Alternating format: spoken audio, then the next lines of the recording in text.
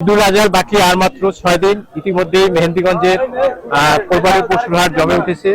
আজ প্রথম কোরবানির পশুর হাট জমেছে মেহেন্দিগঞ্জ উপজেলার পাতারহাট মডেল মাধ্যমিক বিদ্যালয়ের মাঠে।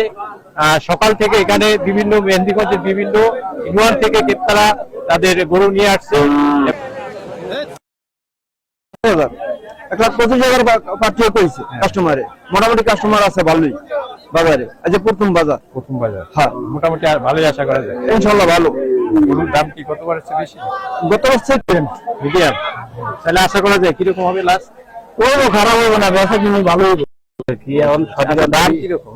দাম মোটামুটি আছে, এখন পর্যন্ত তেমন বেচা কিনা হচ্ছে না আর কি। মোটামুটি গায়ে গায়ে আমার গতবারে কি এবার দাম একটু বেশি, একটু কম কম দেওয়া যাবে। আজকে তো প্রথম বাজার না? আমাদের যে মানে দেখা যাচ্ছে লালন পালন করতে একটু এতদিন এসব সমস্যা, মানে একটু লেট করে। হ্যাঁ আমরা এই জায়গায় শুক্রবার হাট আছে এদের আগে, ওটা হয়তো গরু 12,000। আপনি কত টাকা হলে বিক্রি করেন? আমি 30,000 থেকে।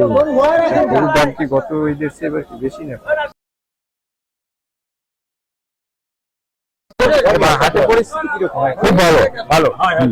কিরকম আজকে গরু আমদানি হয়েছে? গরু আমদানি ভালো, তো মানে গরু কেনা কত কম, মানে রোদ্র থেকে মানে সব বাড়ি ওই বাগানের আনা সেখানে থেকে বাড়াইছে।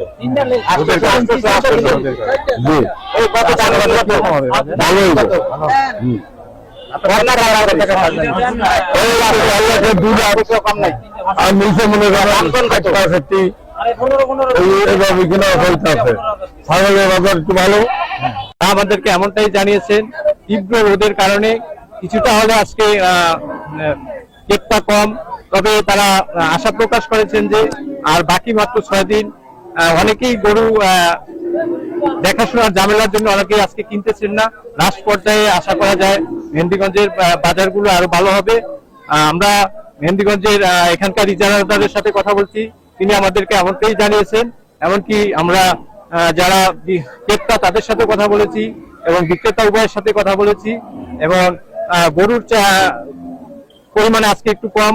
আশা করা যায় বাকি দিনে আরো ভালো হাট মিলবে, এমনটাই আমরা এখানকার বাজার ঘুরে এমনটাই লক্ষ্য করে দেখেছি। এই ছিল মেহেন্দিগঞ্জ থেকে আমার কাছে সর্বশেষ পবিত্র ঈদুল আজহার কোরবানির পশুর হাট নিয়ে বিস্তারিত তথ্য।